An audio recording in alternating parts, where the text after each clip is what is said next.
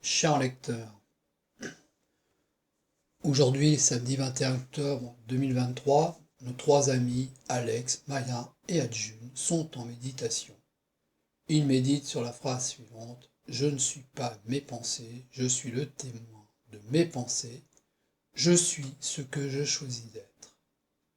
Il en va un dialogue entre eux. Après quelques minutes de méditation, Alex prend la parole. Je trouve cette phrase très profonde. Elle nous invite à nous détacher de nos pensées qui sont souvent négatives et limitantes. Maya. Oui, c'est vrai. Nos pensées peuvent nous contrôler et nous empêcher de vivre notre vie pleinement. Jung, avec un sourire, c'est bien vu, mes amis. Mais la phrase n'est pas seulement une invitation à nous détacher de nos pensées, elle nous invite aussi à nous choisir. Alex, je ne comprends pas. Maya, moi non plus. Adjun, eh bien, si nous ne sommes pas nos pensées, alors nous sommes libres de choisir qui nous voulons être. Nous pouvons choisir d'être des personnes heureuses, aimantes et bienveillantes. Alex, c'est vrai, nous avons le pouvoir de changer nos vies.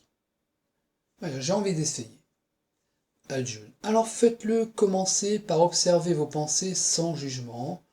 Quand vous vous apercevez que vous avez une pensée négative, ne la combattez pas, observez-la simplement, puis laissez-la passer. Alex, je vais essayer. Moi aussi. Conclusion. Cette histoire nous enseigne que nous ne sommes pas nos pensées. Nous sommes libres de choisir qui nous voulons être.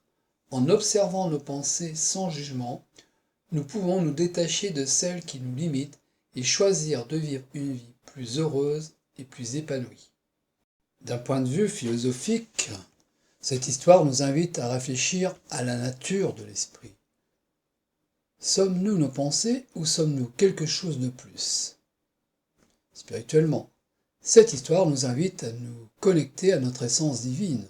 Nous sommes tous des êtres de lumière et nous avons le pouvoir de créer notre propre réalité. Sociétalement, cette histoire nous invite à cultiver la passion et l'amour.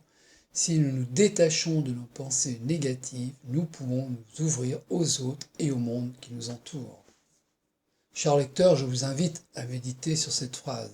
Je ne suis pas mes pensées, je suis le témoin de mes pensées, je suis ce que je choisis d'être. Observez vos pensées sans jugement. Quand vous vous apercevrez que vous avez une pensée négative, ne la combattez pas. Observez-la simplement, puis laissez-la passer.